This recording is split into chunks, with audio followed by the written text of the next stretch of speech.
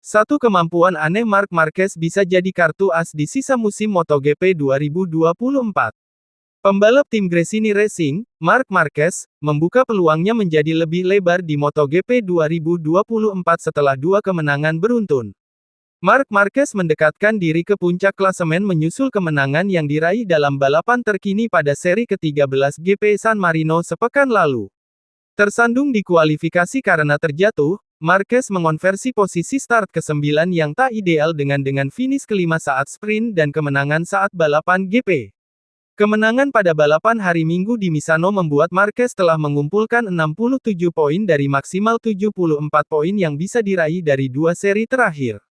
Catatan penting dari rangkaian kesuksesan Marquez akhir-akhir ini adalah bagaimana dia selalu mampu bersinar di kondisi yang sulit. Pada GP Aragon, pembalap dihadapkan kondisi low grip karena aspal baru.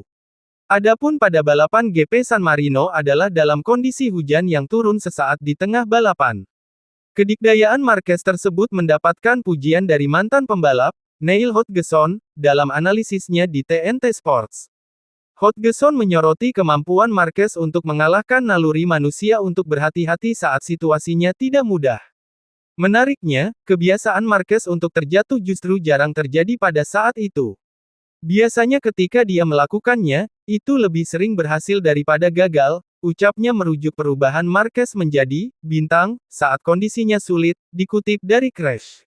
Dia berulang kali terjatuh dan akan terjatuh lebih banyak lagi. Namun, ketika dia memberikan semuanya, dia punya kemampuan aneh ini untuk tidak terjatuh di kondisi yang sulit. Untuk tetap menjaga temperatur ban, kita harus menekan. Namun, cobalah memberitahu otak kita bahwa kita harus melaju di sana dengan komitmen yang penuh, ucap Hodgson. Konsistensi Marquez dalam kondisi tricky berbanding terbalik dengan dua pembalap teratas di klasemen yakni Francisco Bagnaia dan Jorge Martin. Bagnaia tak berdaya di GP Aragon karena posisi start berdebu membuatnya selalu tergelincir di awal hingga finish ke-9 saat sprint, 1 poin, dan terjatuh saat hendak comeback di balapan. Sementara Martin finish ke-15, 1 poin, pada balapan GP Misano karena mengganti motornya ke setelan lintasan basah pada flag to flag ketika treknya justru mengering kemudian. Marquez memang masih tertahan di peringkat 3 klasemen dengan 259 poin. Namun, dia telah sukses memangkas selisih poin ke pemuncak klasemen dari 83 angka sebelum seri ke-12 GP Aragon menjadi 53 poin setelah seri ke-13 GP San Marino. Selisih 53 poin terbilang kecil jika melihat masih ada 7 seri balap tersisa dan masih ada 259 poin diperebutkan. Momentum bergerak ke arah Marquez karena potensi cuaca buruk dan kondisi sulit mengiringi bagian terakhir dari kejuaraan musim ini. Rangkaian balapan di kawasan Asia Tenggara yaitu GP Indonesia, GP Thailand, dan GP Malaysia berlangsung ketika musim penghujan. GP Jepang juga beberapa kali berlangsung di tengah hujan, termasuk musim lalu ketika Marquez mampu finish ketiga dengan motor Honda.